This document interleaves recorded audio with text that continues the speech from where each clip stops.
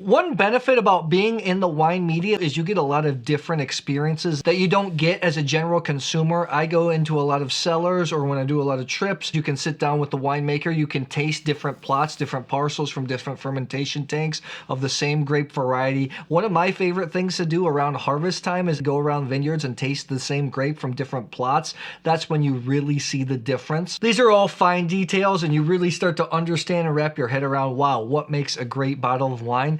I'm gonna try to replicate that tasting at least a little bit here for you today. When it comes to terroir-driven varieties, a lot of people put Pinot Noir, Chardonnay right at the top. The grape's responsible for great red and white Burgundies. Nebbiolo belongs at the table, responsible for the great Barolos, Barbarescos, and of course, Riesling. Syrah is another underrated grape variety that shows a lot of differences depending on the climate and the different locations where it's grown. Terroir is a French term. It doesn't have an English equivalent. Sometimes it can be taken as a mystical term. However, in one of the greatest resources when it comes to wine, the Oxford Companion to Wine by Jancis Robinson, she lists out terroir as having these factors. Climate, number 1, is measured by temperature and rainfall. Number 2, sunlight energy or insolation received per unit of land surface area. Number 3, relief, which is a topography comprising of elevation, slope, and aspect. 4, geology and pedology, determining the soil's basic physical and chemical characteristics. 5, hydrology, or the soil or water relations. I would also list a 6th factor as people or culture.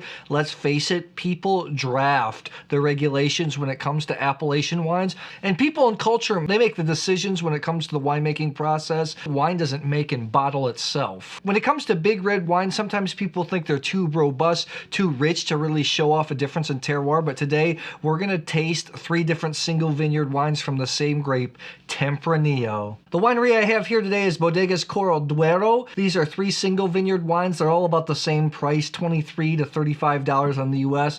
They're going to be a lot less in Spain. Toro is one of the greatest regions for Tempranillo, along with Rioja and Ribera del Duero, although Toro isn't as well heralded. When you talk about climate, it's highly continental with real warm summers, cold winters. Temperatures range anywhere from -11 to 36 degrees centigrade. That's about 12 degrees to 96 degrees Fahrenheit if my conversions are right. Annual rainfall is about 350 millimeters. It's a pretty dry region, a lot of old bush vines. That part of Spain and Castilla y Leon gets tons of sun, so sunlight is pretty constant, as these 3 vineyards are about 4 kilometers or 2.5 miles away from each other. Elevation is pretty similar. These range from 757 meters to 770 meters above sea level. So we're looking at about 2,500 feet in elevation. It's a high plateau. The exposures are a little bit different. 2 of these vineyards face to the northwest. One faces all the way to the west.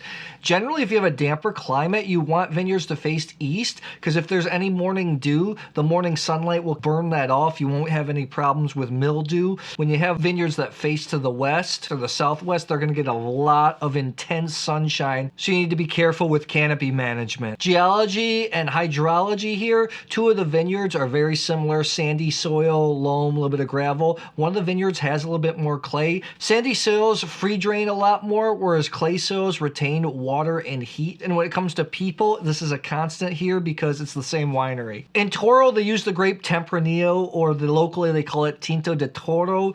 It's a grape that I wouldn't usually associate with a terroir-driven wine. The red wines are pretty big, especially in Toro. The wines are regularly at 15 degrees in alcohol, which all 3 of these are here, usually covered with a lot of oak. So I think that covers up the sense of place. On the other hand, the quality of grapes determines the level of oak treatment that a winemaker wants to use. Usually higher quality wine grapes can take oak. Oak actually frames the structure of a wine, helps it age. It really kind of holds the wine together with time. This is a sense that's really hard to explain. It's a sense that you kind of pick up by tasting more and more wines. You also have vine age. One of these vineyards is about 107 years old. One's 94 years old and one's about 80 years old. Typically, older vines produce more concentrated fruit. In Toro, they have a high concentration of old bush vines. There are a lot of factors that go into making a great bottle of wine, and it's not always terroir driven. I'm giving you all these facts and figures, but at the end of the day, I'm not in a cellar. Bottled wine is a commercial product after all. Even in the European Union where laws are strict, there are different things that can happen to adjust wine. You can add acidity in a lot of hot regions. You can add up to 15% of another grape variety. You can add up to 15% of another vintage if a vintage is a little bit bad. It's almost like cooking. You add a little spice, a little lemon juice here and there to make the best product possible. I think it's funny when I'm with wine writers and winemakers are talking and journalists are writing things down like it's the Bible. If you spend a lot of time in the cellar, you see that things are adjusted a little bit. I'm just trying to tell you that there are a lot of variables. But hey, we're just gonna have a little bit of fun here. I'm ready to go to work. I've got my wannabe winemaker vest on. Let's get tasting. Toro wines are pretty rich. I have to admit they're not my favorite red wines in the world, although they are high quality. I think people that like a lot of California Cabernet are really going to get off on Tempranillo-based wines, the wines of Toro, Ribera del Duero especially. I find the wines of Rioja, especially the Riojas, I like to be a little bit more delicate. But if you like robust flavors, Toro is the way to go, and you can get absurd value for money in the region. Toro as an appellation became a DO in 1933, although the Spanish Civil War kind of messed it up. The modern Toro DO was formed in 1987. Here you're getting a strong, bold wine with history made from old vines, so on paper, it really should appeal to a lot of wine lovers. I'm not gonna taste these blind because it's not all about the quality of the wines. I have tasted these wines before, but it's been about 4 vintages ago. I just want to see if we see subtle differences in them. Even people that don't know a great deal about wine, when they have these types of experiences where you taste the same grape right next to each other, you see their minds start to work and say, oh, that's why people get bit by the wine bug so hard. Got my trusty Corvin. Let's open these up. Got 3 different glasses here. It's all like I'm doing my own master class. Let me give all 3 a smell. First here, I'm smelling the Los Lastros. This vineyard was planted in 1944. 80 years old, northwest facing, 758 meters in elevation. We have here in the middle the Salgadero. This is also northwest facing, 94 years old. And then we have Rompesedas, a 107-year-old vineyard. This one is facing completely west. All these wines are 2018 vintage. They all come in at a whopping 15 degrees of alcohol. They all get slightly different oak treatment. The one on the left here, Los Lastros, gets 8 months in American and French oak. In the middle, in the Rompesedas, this gets 18 months in French oak only. That's going to play a role in how the wines are going to taste, smell. Let's see if the oak covers it up, or we see other subtle differences as well. Again, this is not an exact science like I talked about earlier because there are so many variables when it comes to wine. This is just something fun we're gonna do. Let's take a look here. The first thing when I smell this, I'm thinking, man, Cabernet lovers are gonna love this. Seriously, like it's rich, concentrated, capsicum, mocha black plum. It's not too oaky at all. Wow. I haven't tasted these wines or this winery in a long time, so this is quite nice. Even get a little bit of blueberry, purple fruits. That smells pretty nice. Let's smell the one in the middle here. The Salgadero, let's see if there's a bit of a difference. A huge, like a big difference. Salgadero has a little bit more mocha notes, not in the sense of wood. Actually, the wood's really well integrated. High quality ripe grapes really can soak up the wood. The oak tannins polymerize with the grape tannins and you get a nice mouthfeel. This is, the one on the left, even is like a little more floral. I think in the middle, it's a little deeper. I even smell like a clay type of smell along with the black cherry notes. The one on the left, a little volatile acidity's coming out. Let's see the one here on my right. The Rompesedas, this is aged in French oak for 18 months. Now, this is also completely different. The wood comes out a little bit more here, but it's really nice and pleasant. This has more like purple fruits. This is more grapey, so to speak.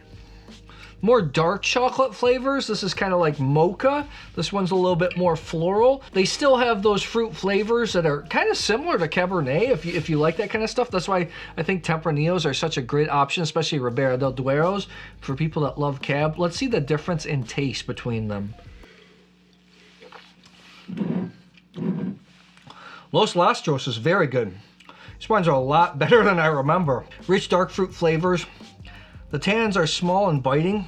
It's just good, high quality, big red wine. I don't see a lot of earthiness in the first one. Let's see the second one here.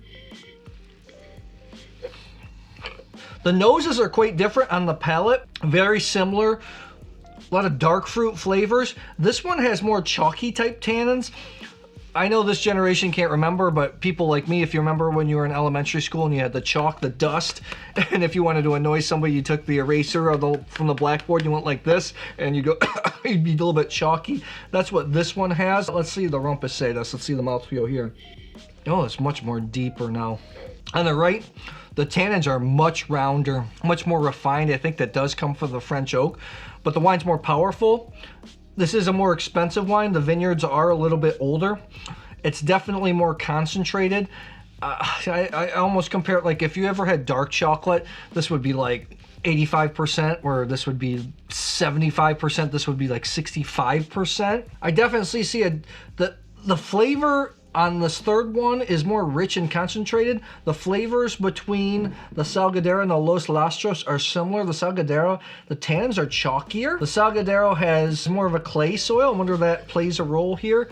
Whereas these two, they're more sandy soils. Let's go through and taste the difference again here.